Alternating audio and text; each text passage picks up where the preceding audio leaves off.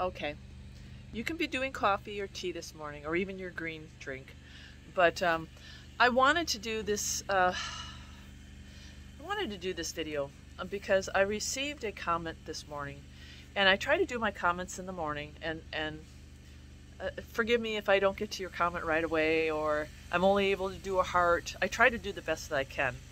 But this is a gal who's been on the channel for quite a while. I really consider her a friend. There's so many of you I consider friends and family. And it was distressing for me to read her comment because she's usually very upbeat and very encouraging. And she started it out by saying, "I'm so down." And I thought, oh, that doesn't sound like her. And then she said, "I wish I could be as strong as you." And life is hard.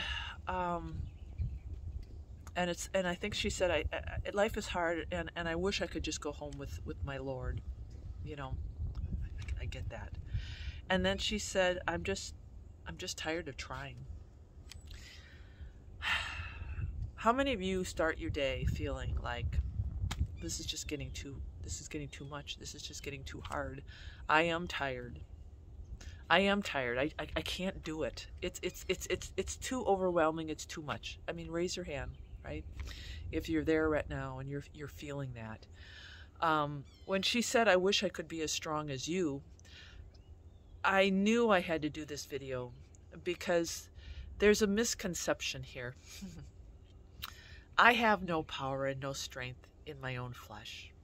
I really don't. The only thing that I have is Jesus.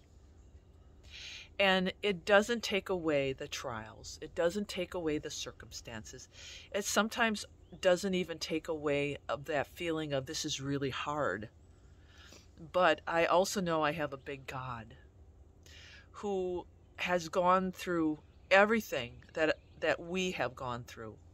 Because he came down, left his divine nature to become flesh and become man, to show us as a sinless man that we can overcome, and that through him and his blood that we have the power to overcome, and that even in the depths of our despair he understands, and that we don't have to stay there. We do not have to stay there. So this morning I want to read some things that I'm hoping will encourage you. And I actually just opened up randomly. Again, I always do this. I said, "Lord, what can I tell her that would be helpful?" And I opened up this book. And I don't know where it came from. It's called The Exodus Journey. And it's really beautiful. And so I did a real quick prayer, and then I opened it up, and I'm going to read you what I wrote her. And I read this a couple days ago. So it says here, "My powerlessness is his opportunity, and he is able to come up with anything, anywhere." Listen to this. He created the universe and has sustained it ever since.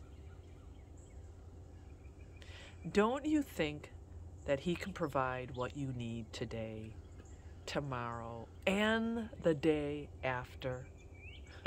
Furthermore, he's not limited in any way, and he controls everything. Remember that his miracles are always preceded by human impossibility.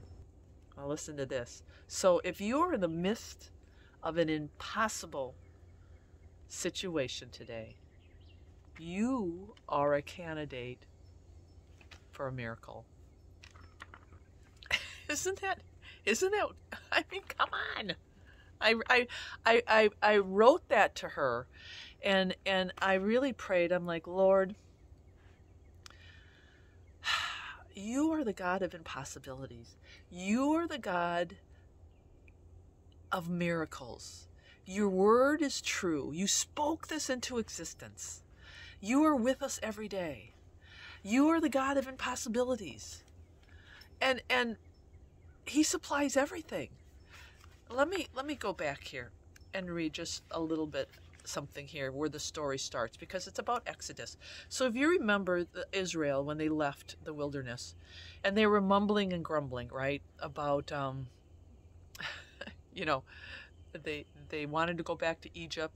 They thought Egypt was so great, you know, after the Lord took them out of Egypt. And so they were always hungry, right? They're always hungry. And they said, well, you know, Egypt had better food. Yeah, right. And it says they spoke so fondly of Egypt, don't they? I wonder if they had already forgotten how they had been enslaved and oppressed. And that can be our walk. How many times do we get to the point where we are mumbling and we are grumbling, and we forget that God has delivered us, that God has taken us out of our oppression. You know, He has delivered us, but we forget so easily. And it said, but in spite of their grumblings, Yahweh does not abandon them. Instead, He provides them with meat in the evening and bread in the morning. I mean, you know, here we are mumbling and grumbling, and the Lord provides. He's like, okay, all right, you're going to mumble and grumble, even though I delivered you from enslavement. I'm going to give you bread. I'm going to give you what I want. It said, aside from satisfying their hunger, there was an additional purpose for this. You shall know that I am God, Yahweh, your God. By the hand of the Lord, the quails came up in the evening and covered the camp, and just like that, they had meat. Let me make a parenthesis here. And I'm going to read. Hold on here. Sorry. No editing in this video. When I rely on the power of God to supply my needs, my anxiety level comes down immediately. God has 1,000 resources where I have none. He fed them quail. You don't think He can do that with you? And one last reading here for encouragement. I opened this up too, and I thought, wow, this is powerful too. It says here, our ideas are altogether too narrow. God calls for continual advancement in the work of diffusing light. We must study approved ways and means of reaching people. We need to hear the ears of faith, the mighty captain of the Lord hosts saying, go forward. We must act, and God will not fail us. He will do His part when we in faith do ours. And listen to this. Be of good cheer. I have overcome the world. He will lead us on to certain victory. What God promises, He is able to perform. And the work He gives His people to do, He is able to accomplish by them. See, even Mario knows that one. All right, my friends, I'm going to upload this, but I really hope that these encouraging words will make you look at your circumstance, whatever it is right now,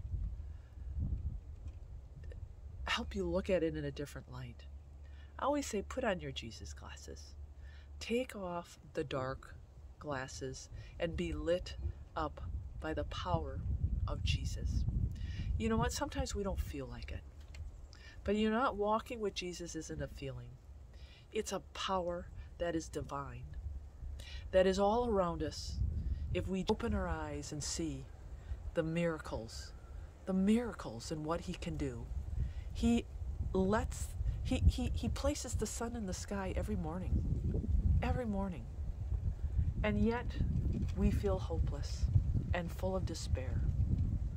Go outside, take a deep breath and look at the sun and praise the Lord for what He has done in your life and what He can do if you allow it.